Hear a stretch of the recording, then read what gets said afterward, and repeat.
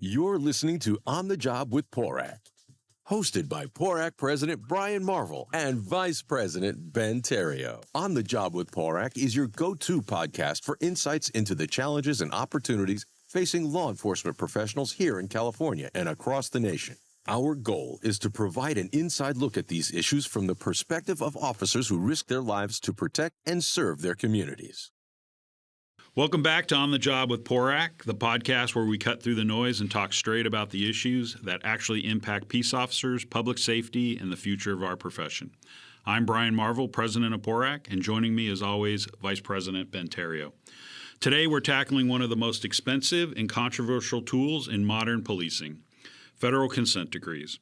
Sold as vehicles for reform and accountability, these agreements often turn into decade-long federal oversight regimes that cost cities millions while delivering questionable, if any, real results on the very outcomes that matter most: safer streets, effective policing, and sustainable reform.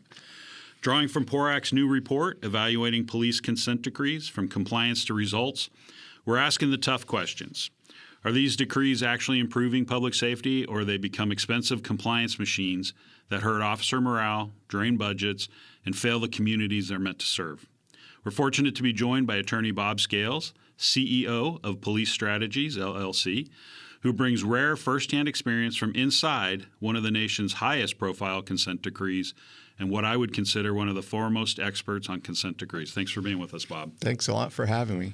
So obviously we met a while back and we invited you to come out to D.C. We met with the new DOJ Civil Rights Division attorney, Harmeet Dillon, who we were fortunate enough to know out of the San Francisco Bay Area. And overall, I thought the meeting went really well. They took copious amounts of notes, probably one of the first meetings I've ever seen that amount of notes taken. So it was really a breath of fresh air to be able to have that conversation with the DOJ. But, before we dive into that, what would be good to do is just talk a little bit about if you could tell us how consent decrees came about. I know they were through congressional legislation in 1994, and what exactly do they do? Sure. So consent decrees started, there was a statute passed in 1994, 42 U.S.C. 14141. And this came out, this was part of the Omnibus Crime Bill at that time, but consent decrees really came out of, and it's not consent decrees, it's the pattern of practice investigations really came out of Rodney King. And so there was I don't know who wrote it, but there was a memo that somebody at DOJ wrote after the Rodney King trials. The officers were tried. And the memo said that, well, actually, it wasn't the officer's fault. That they were just doing what they were trained to do. And it's actually the problem is the policies and the training of the Los Angeles Police Department, not the officers themselves. And so that became this pattern of practice statute. And what it simply says, it's very short, and it says if a law enforcement agency or government agency has a pattern or practice of unconstitutional or unlawful policing that's a violation of federal law, then the federal government can initiate a civil action against that department to remedy the pattern or practice. That's all it says. So consent decrees are never mentioned. Settlement agreements are never mentioned. It's all about taking civil action to stop a pattern or practice, and pattern or practice is not defined. So nobody can say what a pattern or practice is. We know it's more. It has to be more than one case, but we don't know how many. And another important thing is that there's a second part to the statute, and the second part says that the DOJ shall, on an annual basis, collect data and publish data on excessive use of force by every law enforcement agency in the country. And the DOJ has never done that. So they're not in compliance with their own statute. And we need that data to know what a pattern of practice is. I mean, we need to know. Nobody knows how many excessive use of force or unreasonable use of force there are in the United States because the DOJ has never collected the data, which they're legally required to do.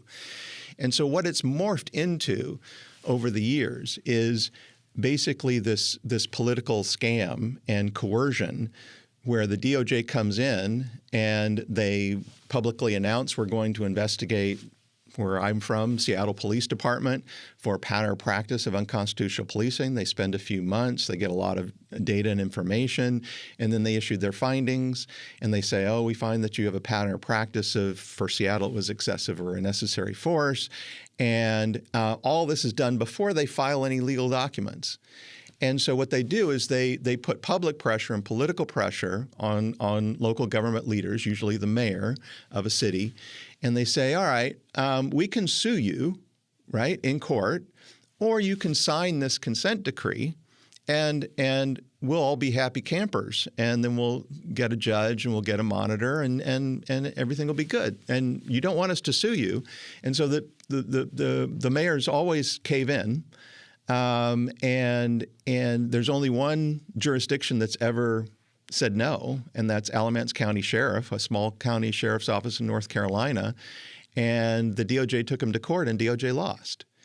And so that's the only case where they actually followed the statute and they lost. Every other case is the local jurisdiction rolling over and saying, all right, we don't want you to take us to court. But in reality, and what I often hear is, well, we can't afford to fight the DOJ in court. And it's like, no, you cannot not afford because you're going to spend tens of millions or hundreds of millions of dollars, depending on the size of your jurisdiction, under a consent decree over more than a decade versus maybe a few $1,000,000 in a few months fighting it in court. And if you fight them in court, you will win. Yeah. I guess that really is some of the concerns. So with the structure of the statute, being it's a civil issue, you would think that they would be mandated to go to court, present their evidence, and then work through the courts and the jurisdiction that they're trying to oversee. But that process is like completely backwards now. Yeah, it's been totally corrupted, and it's because they don't have the evidence. If they had the evidence to prove a pattern or practice, they would be going to court every time. Right. But which is what they're supposed to do. Under the law. But what they do is they say, look, they know they can't prove these cases. And so they use the power and the might of the DOJ and the publicity, and they always do national press conferences on whatever city they're investigating and so forth. Huge amount of pressure on the local officials. And essentially all they're doing is entering into contracts. These are contracts. These are not – there's no judicial finding. There's never been a judicial finding of a pattern or practice of unconstitutional policing. Never. With the DOJ consent decree process. There was, in Oakland and Maricopa, those are the two sort of settlement agreement or judicial orders that have some findings behind them. But all consent decrees, no, there's no finding. They're just settlement agreements. But usually you settle after a lawsuit is filed. You don't settle like before the lawsuit is filed. It's just coercion. It's extortion. And do you even get to see the evidence before the settlement? Absolutely not. That's the other thing is that so I worked in Seattle and in the city attorney's office, and I played other roles as well, but I was in the city attorney's office in 2011 when the DOJ announced that they were going to do a pattern or practice investigation. And we had no idea what to do. Like we found out on the news that they were doing this. And there's no blueprint. There's no like, well, what are you? And of course you want to cooperate, right? And we were sure that they wouldn't find a pattern or practice because DOJ, Seattle was always put up on a pedestal, like what a model agency. They're doing so many progressive things. That's great. DOJ loved us. NIJ loved us. We got grants all the time. And suddenly they're investigating us for pattern or practice.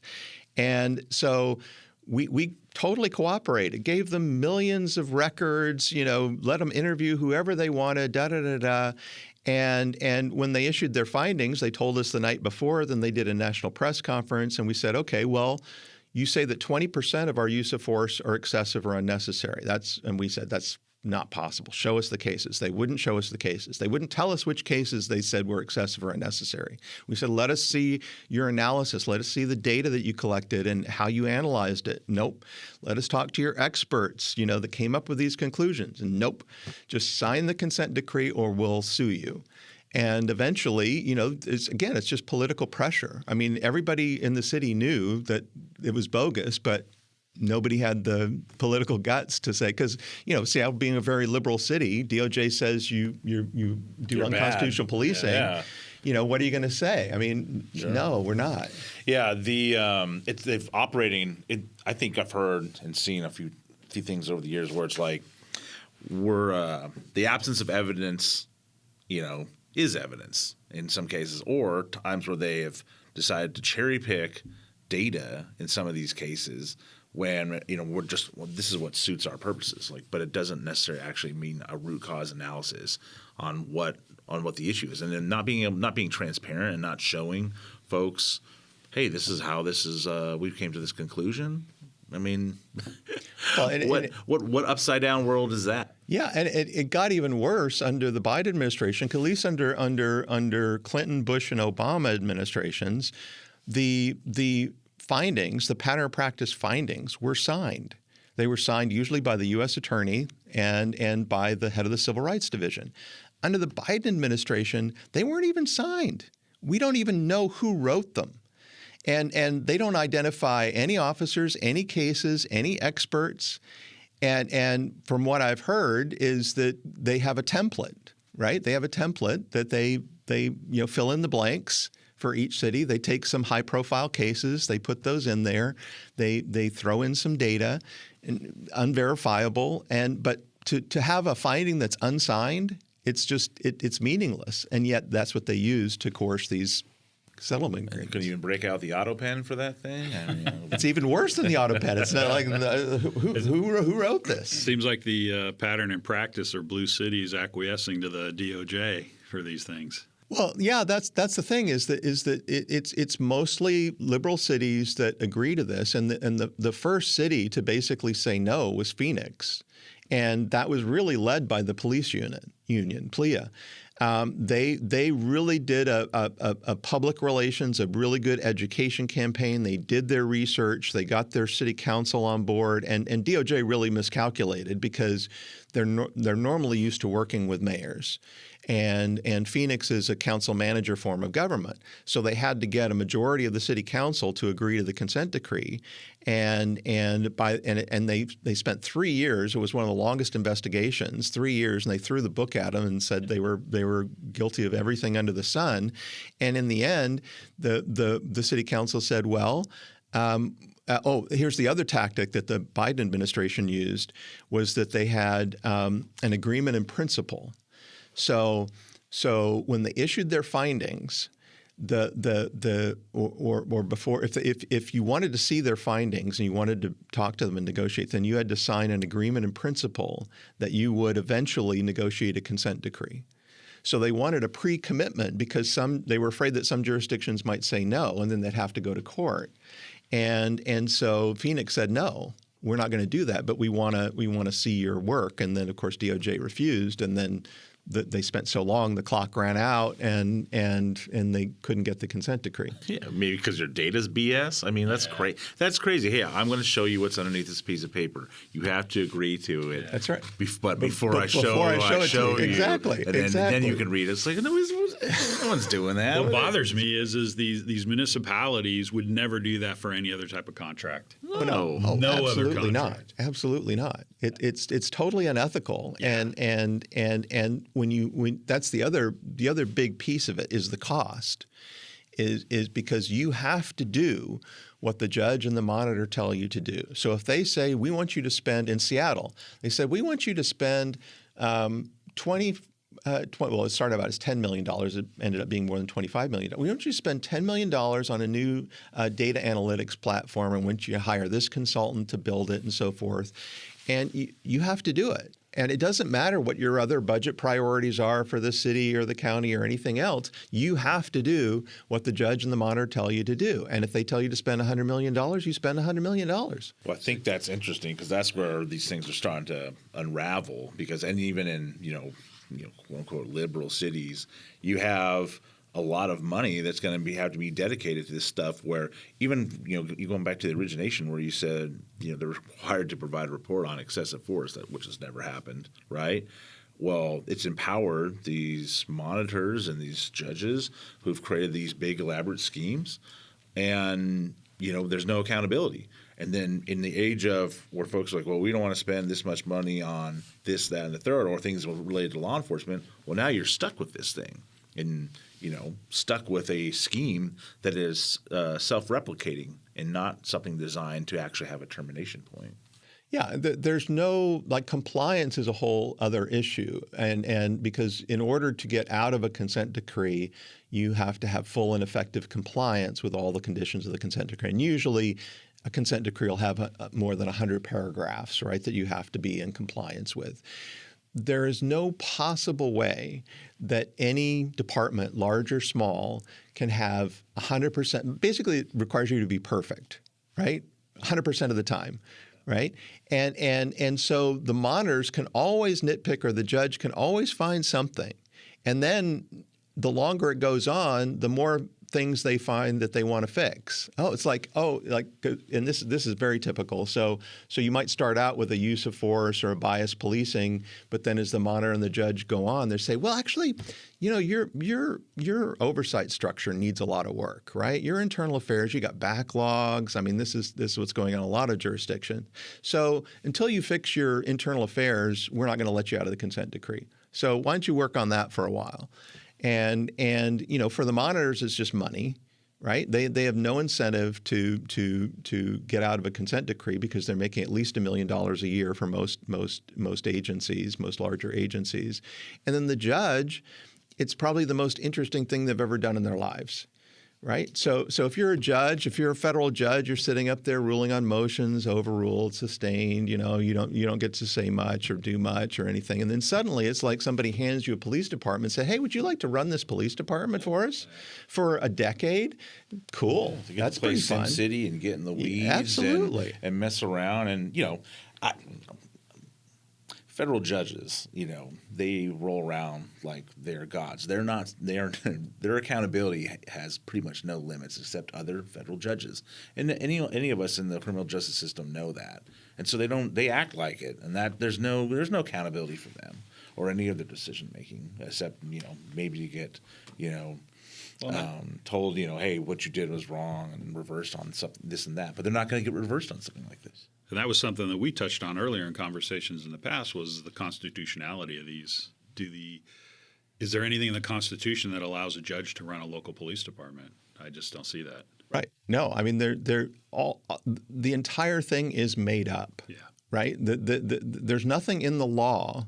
What they're doing is not authorized by any law. Right. The pattern of practice law says that they can sue you for a pattern of practice. If they sue you, they have to prove that you have a pattern of practice of unconstitutional policing before any conditions can be imposed.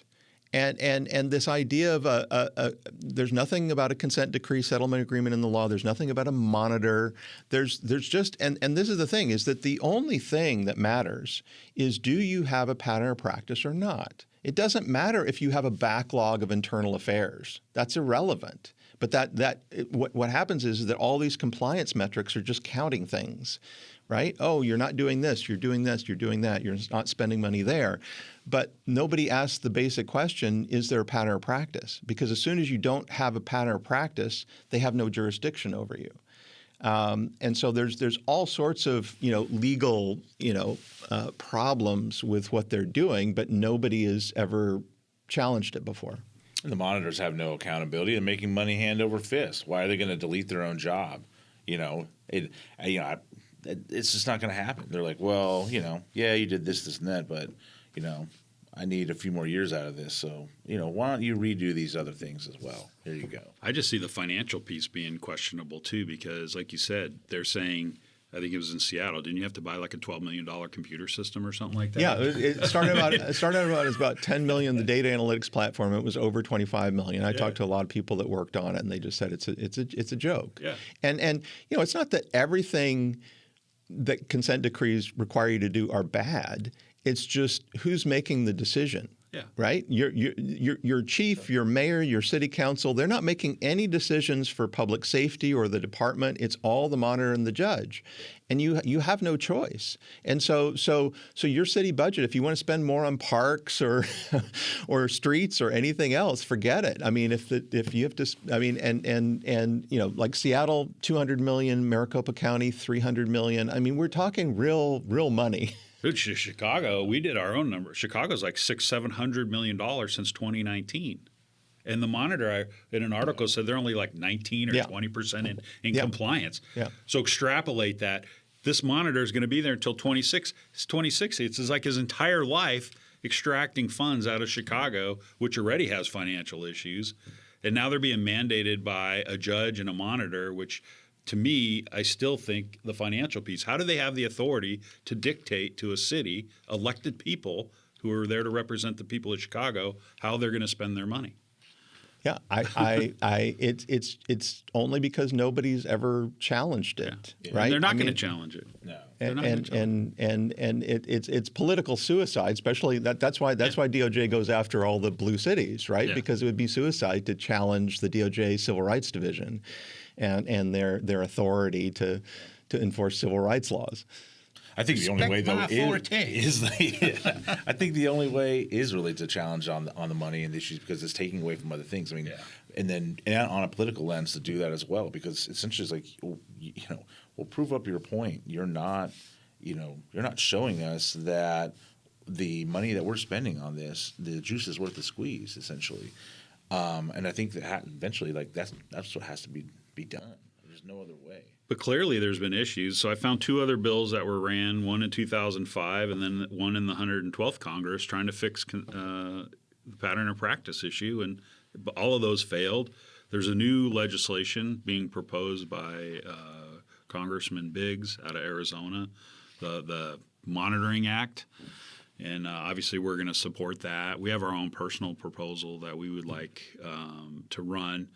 And I now fast forward back to that meeting with Harmeet and her staff, which I thought went really good. I thought I was really positive after it. I think all of us were after the meeting. But here we are today. There hasn't really been a lot of movement on it. And my thing is when you go to these meetings on Police Week, everybody up there at Capitol Hill is like, "Oh, you're great, man. We love you. Yeah. What? Oh, you need that? Yeah, we'll work on that." And once the week's over, it's like, I don't know, what did we talk about? Because we've been really trying to push our own bill, because we agree with you. It needs to be a legislative fix. We can't rely on DOJ to fix it internally with policies and procedures, because whoever's in there could change those in a moment's notice. And you and I have been communicating. I just really feel that 2028 is going to be a watershed problem for law enforcement in the United States, because President Trump is scaling these back, getting out of them. I know Seattle got out of theirs, but whoever's in there next, I mean, this could be like stand by. And that's very problematic. I've seen like there's like a couple of different groups of like law enforcement officials, former president, and then attorneys, former president, who have maybe been in the DOJ, been circulating in and out, and they basically like sit out to the side, and then someone's team comes into office, whoop, they jump in there too, and when they're on the out, they're sitting on the outside, banging on things on Twitter and things like that, or in other NGOs, and then as soon as it switches, from one executive. One president to the other, then, we're back in. Now we're going to start tinkering with things. But the problem is ultimately it's wrong on all sides. It should not be used as a political, I've got the hammer. It should not be used as that. It should be used as something that is necessary, fine, but it has to have limits and guardrails and barriers so it makes sense, and not just this, runaway train that has become. And it affects cities. It affects budgets and what people are provided by their governments, and it's a waste. And no monitor should be becoming a multimillionaire off this stuff. It's ridiculous. I mean, I was really optimistic last year, right? when we met with the Civil Rights Division and Harmeet Dillon, and because they were obviously aware of how bad it was. And we were able to give them additional information showing like some things like we can talk about like the Texas conference with consent decree judges and that kind of thing. But I was like, okay, finally, I mean, I never in my wildest dreams thought I'd meet with the head of the Civil Rights Division after all my stuff with consent decrees. And what we were talking about was, okay, you now have an opportunity to change the system from within, right? You can actually, create policies and procedures that follow the law yourself. You can make it right. Right? You can make it right. You can essentially, what I hope they would have done was do a complete audit. Let's audit all these consent decrees. Let's see how they were done, if they were done properly, if there was actually evidence to support, the findings and all this kind of stuff, and then do a public report. And if we find problems, we'll implement policies and procedures. And what's happened is that basically the Civil Rights Division under the Trump administration has played along with the charade. And so what they've done in some cities is like in Seattle. So they went in, they filed a motion with the city of Seattle, and they said, congratulations, Seattle is finally full and effective compliance. And they convinced the judge to lift the consent decree. They didn't come in and say, oh, this consent decree was bogus, right? There was no evidence to support this consent decree. It should be lifted immediately because this is our agreement. This is an agreement between the DOJ and the city of Seattle. The federal judge and the monitor have nothing to do with the agreement. And we agree that this agreement is invalid. Right? And we want to rescind this agreement because it was based on a lie. Yeah. And what's the judge going to say? Oh no, it's my agreement. I want it, but instead they played along, and they did that in New Orleans and other places, and then in other jurisdictions like Portland and Baltimore, and they just started in Cleveland, but they're not filing motions to lift it. So why in some cities and not others? And then they're going after their own consent decrees with universities and sheriff's office for gun permits and things like that. So every administration wants to use the Civil Rights Division for their own ends, and nobody's really interested in reforming their own system to make it lawful, which is very disappointing. Which goes back to what we've been pushing. We need to fix this through legislative, a bill. Yeah. It can't be done internally. And, maybe we need a patterns and practice case against DOJ. Well, that's what I think is really funny is that there's never been a pattern of practice. There's 75 plus federal law enforcement agencies. Never been a pattern of practice investigation of a single one of them. DOJ obviously has the authority to do that. The Civil Rights Division obviously has, and obviously they have problems, right? And I've never seen anything in a local department compared to what the federal law enforcement are doing now in terms of constitutional policing, and but they will never do that, and it's such hypocrisy. It's very frustrating. No, it's just funny. Like in the Bay Area, I've noticed that at least some of the activist folks have started to figure it out. That they're like, oh, this is going to take away a lot of money. And what's going money that we don't want going to law enforcement, whether it's going to things they don't really care. It's just going to law enforcement, right?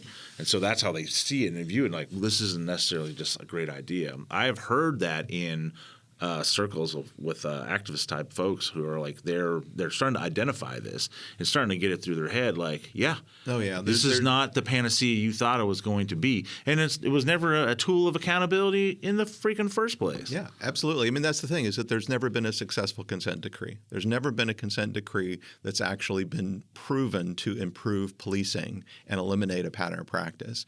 And every consent decree costs a lot of money. And so all these people who are concerned about policing and activists and ACLU, et cetera, are coming in and saying, wait a minute.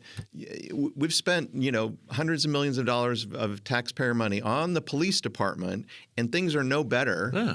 And so why are we doing this? And you know, even people in Seattle, like we had a community police commission, and some of the people on that commission were some of the biggest critics of the consent decree, even though the commission was set up to support the consent decree. Sure. And one of them said, you know, I really want to, you know, she was on the commission for 8 years, and she said, I really want to get 8 years of my life back because it's been a complete waste of time.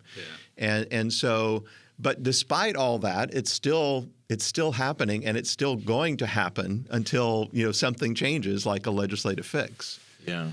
So what are I haven't gone through the Seattle stuff. What is like a day-to-day look for being under consent decrees? Do you report to the monitor? Do you generate weekly reports? I mean, what does that actually entail? It's hell.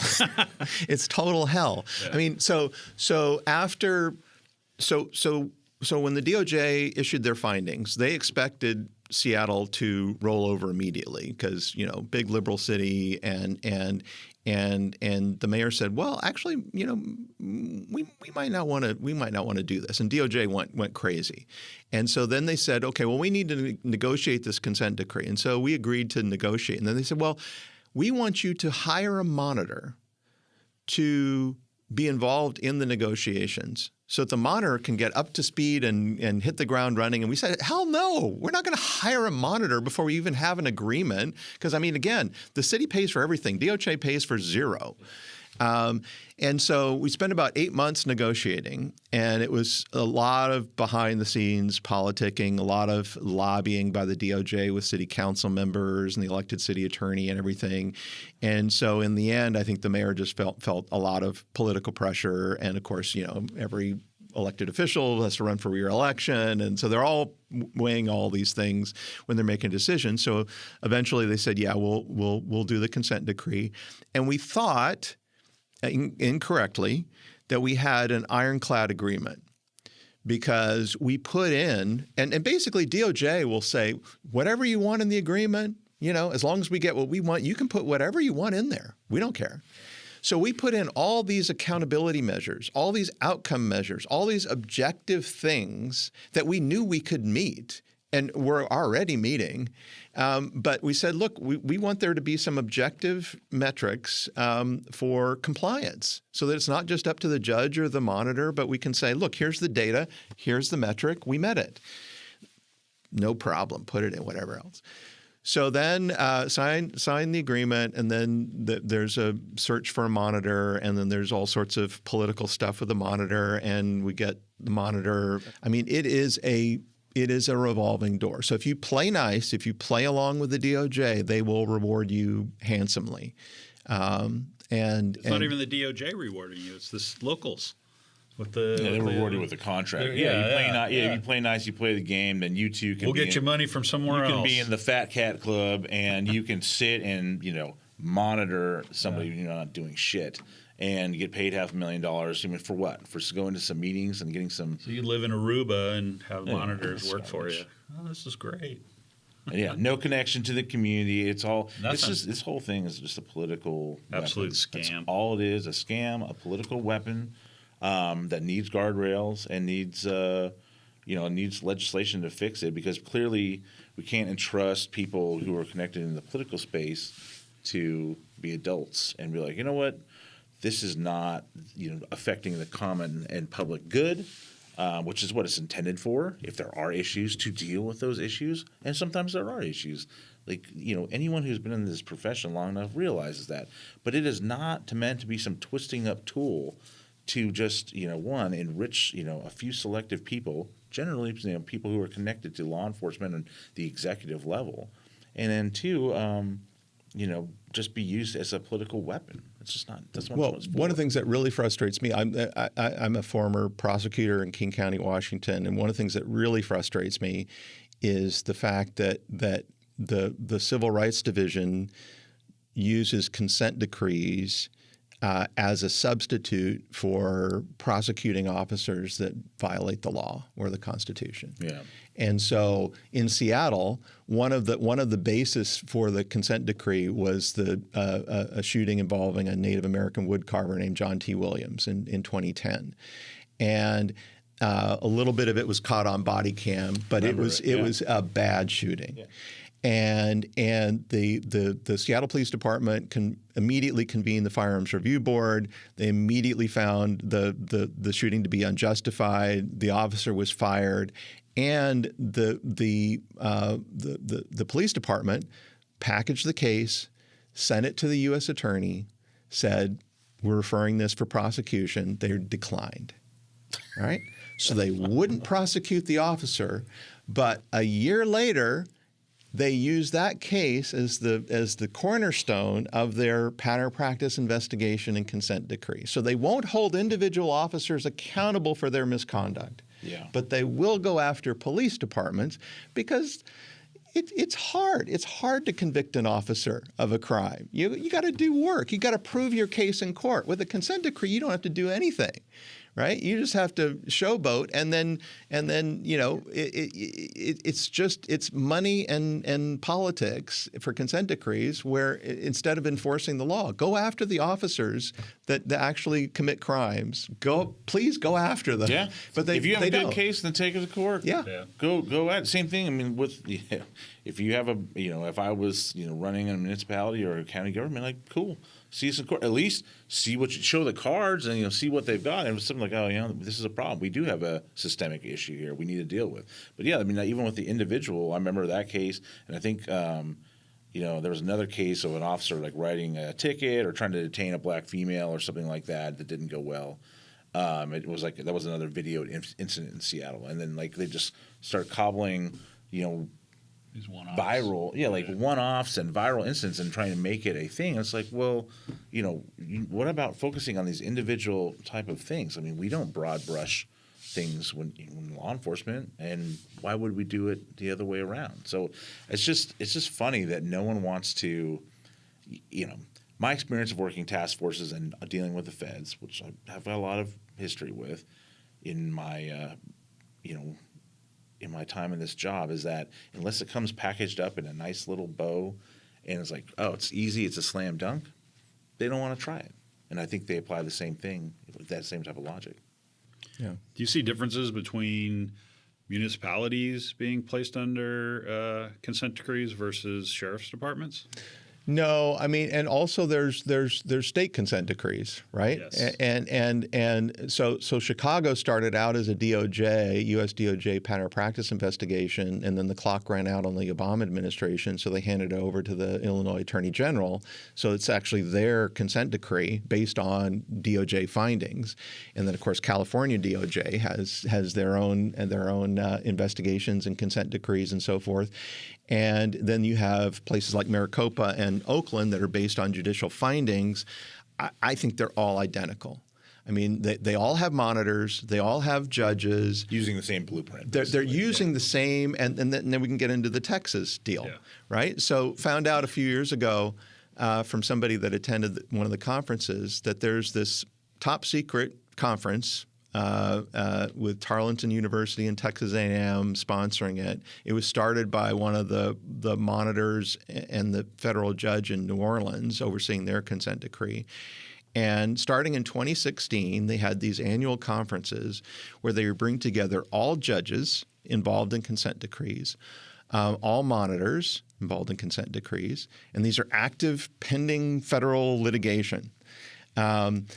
DOJ attorneys, head of the Civil Rights Division, and then a select group of local officials that were in their good graces, right? And I've got the agendas, I've got the attendee list that I got from public records requests to the universities, and they talk about the federal judges get together with the monitors and the DOJ attorneys and talk about how to run police departments from the bench, and it's a amazing networking. They're all trying to okay, we'll hire this guy. Da da da da. You've got retired judges that are applying to be monitors, and I mean it blew my mind. I mean it's so unethical for both the DOJ attorneys and the federal judges to do this on pending litigation. And they're all getting together and comparing notes and saying, okay, maybe you can do this, maybe you can do that, da, da, da, da. It's so unethical. So it's like proof of the club, proof of the cabal. And, Yeah. I mean, Yeah. Sound like they had meeting notes essentially about it. Yeah, and apparently it was like top security. Like they had a lot of security, and they wouldn't let anybody in. It was never advertised. There was one. Like I think one of the universities, the first one, did a little blurb in their local paper, and that was the last. Never saw it. Yeah. Now they don't do them, but yeah, it's just man, what an industry. I guess if you're in, you're in. And you can keep doing that. Moving forward, what outside of the legislation piece, I guess, how do you defend yourself against this happening to your local agency in the future? I mean, is it going to be incumbent upon the police unions to step up and start getting people more actively involved in pushing against the DOJ? Because, I mean, you've clearly shown our elected leaders refuse to stand up. I mean, obviously in Phoenix they're doing that, and probably in a couple other places. But if it wasn't for the Phoenix Police Union, they would probably be under consent decree, I'm assuming. Yeah, I think for sure when I first started, talking to Phoenix, the union brought me down, and I met with council members and community groups and folks in the department. And I think it was pretty evenly split on the city council about whether they wanted a consent decree, and there were a couple council members that were pretty anti-police, and by the end it was all virtually unanimous that I mean, all it takes is just education. Right? Yeah. We all we were doing is just saying, okay, here's what happened in Albuquerque. Here's what happened in Seattle. Here's what happened in Portland. Here's what happened in Baltimore. Here's what happened in New Orleans. And we weren't making stuff up. We had all the documentation. We had all, and a lot of it's the control, right? Okay, suddenly we don't have a control of our budget, and we don't have control of the police department. We're handing it over to somebody else. They didn't like that. And then of course the budget, and so. And it's like there's no, I mean the Phoenix City Council certainly knew the issues with their police department much better than the DOJ. So when the DOJ comes in and says, "Oh, you're doing terrible stuff with the homeless people," well, that's because the City Council passed ordinances, right, to regulate encampments and that kind of thing. It's not because they're out of control; they're doing what we told them to do. And so they sort of saw the problems with that. So education, that's sort of one of the reasons I've been doing so much on social media and podcasts and everything and writing about it is and going to conferences is just because there are so few people talking about the problems with consent decrees. Because most of the people that know about it are under it, or they have their own careers to worry about, or they get grants from DOJ or something else. So there's so few people talking about it. And so really the unions are in this unique position because you have a lot of members, you have a lot of political influence, you have a lot of ability to get the word out, and I think that it's the unions that are going to, if anything's going to change, it's going to be because of the unions, and that's what I saw. That's what I saw in Phoenix. If they hadn't gotten involved, I'm sure they would be under a consent decree right now. And then elected sheriffs, obviously, they can stand up for themselves because they're separately elected. But your local elected officials, they're sort of, I mean, they really need backup. They need support if they're going to say no to DOJ. But what I tell every jurisdiction is, look. You don't lose anything by not signing a consent decree. You lose absolutely nothing. All you need to do is say, all right, we hear you, we see your findings and everything, prove it, right? If you can prove it, we're not going to, appeal or whatever else, and the thing is that you don't you literally don't have to. I mean, you might go like Alamance County, they had one lawyer and one expert. and DOJ had like 10 experts and dozens of lawyers and everything else. I think that's hilarious. I mean, all you have to do is say, all right, well, Judge, Your Honor, they didn't prove it by preponderance of the evidence. They just ran through this stuff, and because the burden is theirs. You have nothing. You could sit there and do absolutely nothing, and they still couldn't prove their case, and then you're fine. And so you lose absolutely nothing by saying no. They can't penalize you. You can't get worse. You can't get something worse than a consent decree, right? You can't go to jail. You can't get fined. I mean, it's like the worst that can happen is a consent decree. I could just imagine the DOJ rolling in with their black SUVs all blacked out. 50 vehicles rolling in for this little town. Well, that's really funny because that's what happened. Because I talked to one of the attorneys that was involved from Alamance County, and he said that the sheriff didn't even know he was under investigation, right? So they literally rolled up in this small county town and rolled up to the sheriff's office in their like 3 or 4 black SUVs, came into the office with their draft consent decree and went into the county attorney's office and said, we want the sheriff to sign this. And they said, what the? Yeah. So it literally happened. And also, open your files. Someone must have lost their job. Someone must have got their head rolled off in D.C. for that, because it's like some puny little backwoods county. It's like, nah, I don't think so. Well, what happened was that, so of course the DOJ appealed, right? So they appealed, and then they said, all right, Sheriff, if you sign this piece of paper that basically says you promise to do better, then we'll drop our appeal. That's quite the so switch there. I'll sign that. Yeah. Not a problem. I'll promise that Starting right now. Yeah. I promise I'm going to follow the law. Yeah.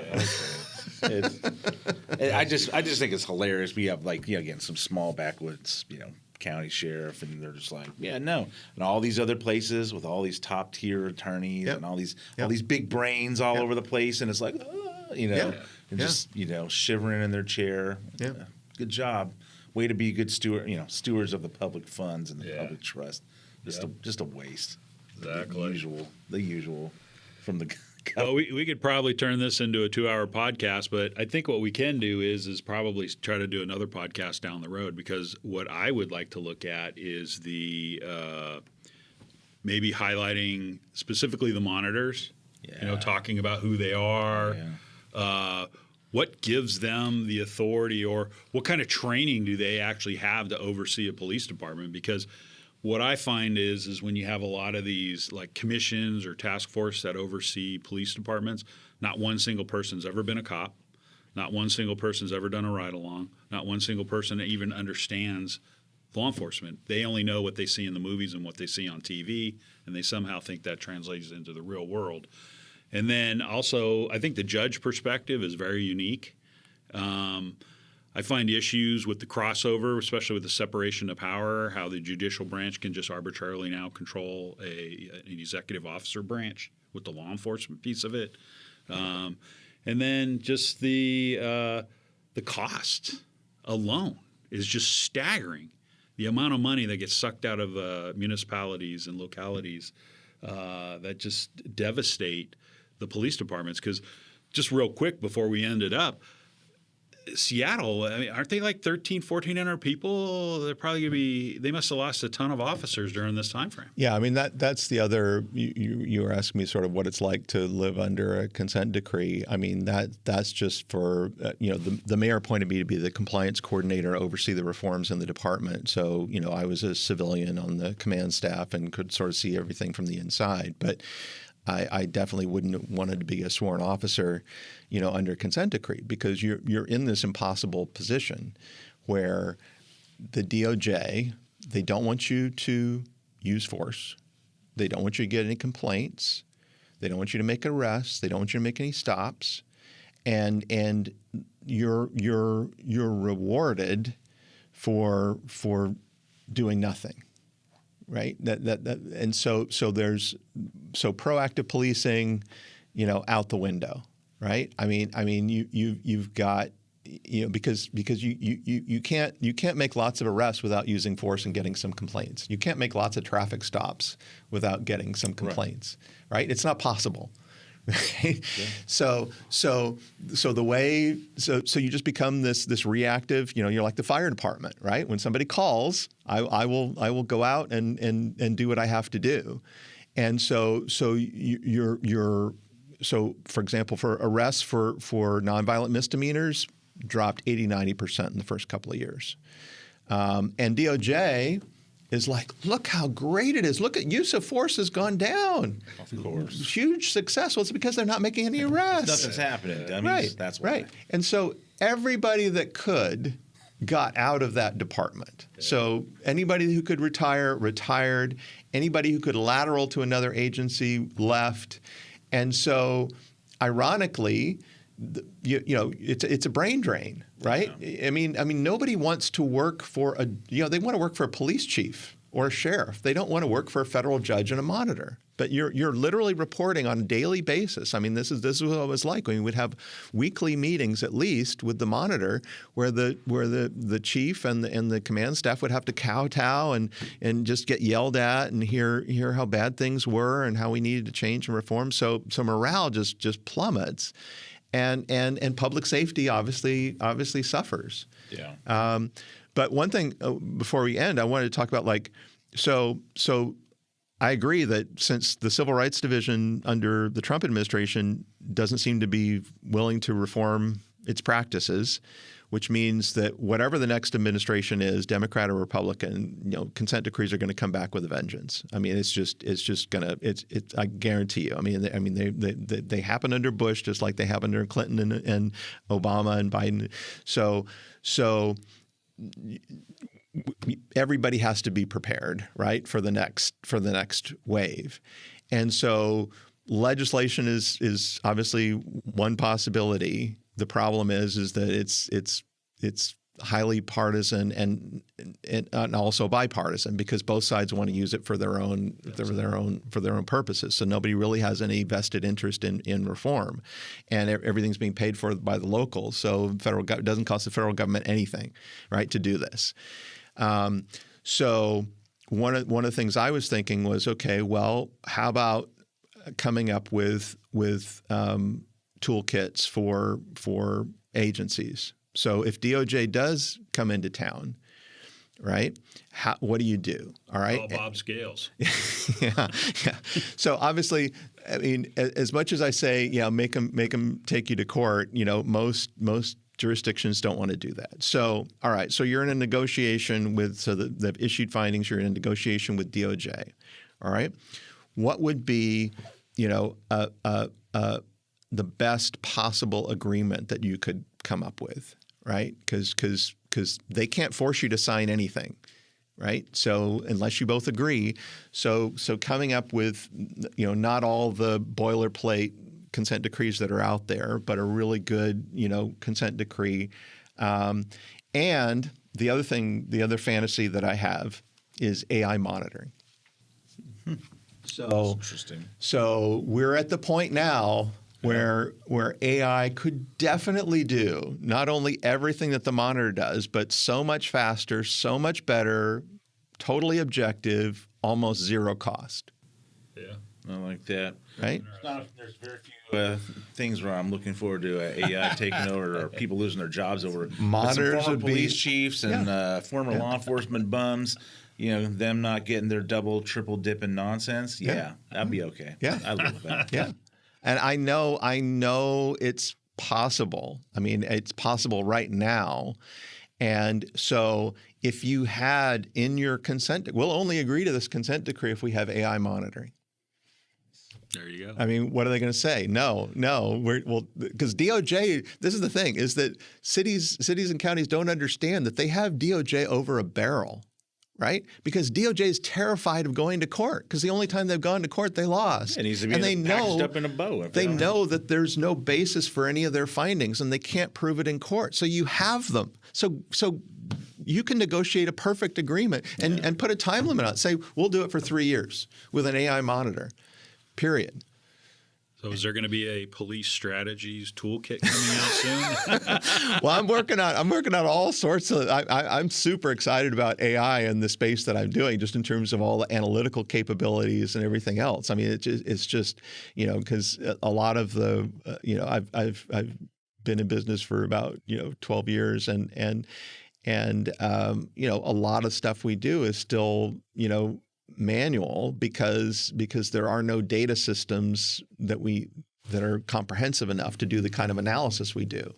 Yeah. But I think we're at the point now where AI can automate a lot of stuff and give you not only for monitoring, but giving. I mean, this is sort of a broader context, but just being able to understand more. The reason that we're in this fix is because there's not enough data to prove the DOJ wrong. Yeah. Right. And so whether it's racial disparities or excessive force or whatever, we just don't have a comprehensive data set to show that, okay, your findings are bogus. And that's where AI could really help, compiling all these disparate data systems into one place and having a real time and really doing a thorough analysis. And so I'm very optimistic about that aspect, much more so than DOJ reforming itself or passing legislation. No, that's a good point. Fair point.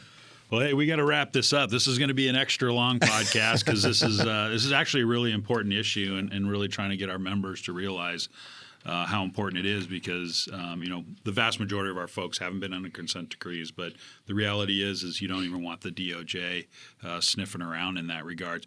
What's a good way to get a hold of you, Bob? Yeah, so our website is policestrategies.com, and my email is bob@policestrategies.com, and I do a lot of talks, a lot of consulting, and I'm always happy. I get calls all the time about consent decrees, and I'm happy to help and share what I know because when I was in this position of DOJ investigating, I called around, nobody would talk to me. Yeah.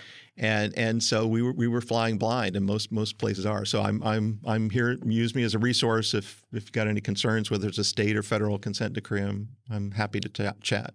Very good. As we wrap up this important discussion, I want to thank our guest, Bob Scales, for bringing his hard-earned perspective from the front lines of major consent decree, and for helping us separate compliance theater from real substantial reform. We covered real costs, both financial and human, the difference between checking boxes and delivering results, the impact on officer morale, which is tremendous, and recruitment, which is we're facing major issues in that area, and retention. This is why PORAC's leading the fight to reform a system that too often treats every department like it's one headline away from a federal takeover. To our PORAC members and the law enforcement leaders listening, these consent decrees aren't someone else's problem. They're a precedent that can be aimed at any agency when politics align. That's why PORAC is pushing for a smarter, more transparent, outcome-focused approaches that actually improve policing instead of just creating endless oversight bureaucracies and suck money away from our communities. We encourage you to read the full PORAC report, Evaluating Police Consent Decrees from Compliance to Results, available now on the PORAC website at porac.org. Share it with your chiefs, your city councils, and your elected officials. This is Brian Marvel, president of PORAC, with Ben Terrio. Thank you for what you do every single day on the streets. Stay safe out there. Take care of each other, and remember, we're stronger when we stay united. We'll see you on the next episode of On the Job with PORAC.